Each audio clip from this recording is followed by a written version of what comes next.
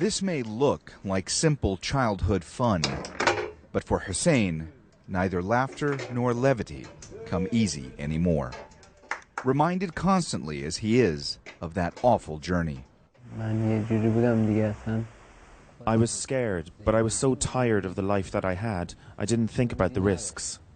Originally from Afghanistan, Hussein, whose identity we are hiding for his protection, set out from Iran at the age of 14.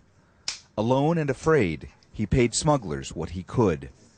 By 15, he'd made it to Malmö, Sweden, where he spent months in a transit camp before finally being placed here at the city's Lighthouse Center. There are 14 unaccompanied refugee children residing here, but that hardly makes these minors any less vulnerable now than they were before. The past several months has seen an increase in anti-immigration sentiment in Sweden, and with that, a string of arson attacks targeting shelters just like this. Now, extra precautions must be taken. Even the locations of these centers are no longer made public. Aid workers tell us it's not just the threat of violence the kids have to worry about. Criminality, because of they are without legal guardians. Also trafficking, pedophiles. We have some reports of it. At a time when thousands of unaccompanied refugee minors have reportedly gone missing in Europe, it's getting harder and harder to ensure these children stay safe. We cannot have that supervision of them, what they do on their spare time, because it's an open camp and they can go and come almost as they please. Like the other children living here, Hussein chose Sweden because the country's migration agency aids in bringing over the families of refugees under 18 who are granted asylum.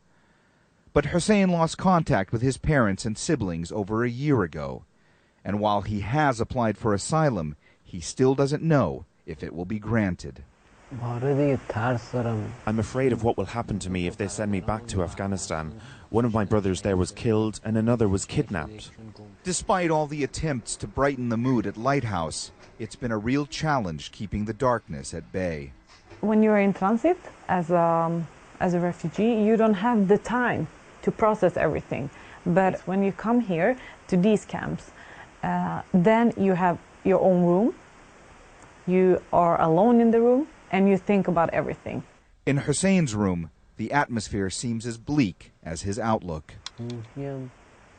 I can't sleep well. I have nightmares.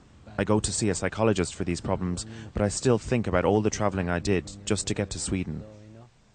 Now, even at this shelter, Hussein's desperation only grows deeper as he wonders when and if this harrowing pilgrimage will finally come to an end.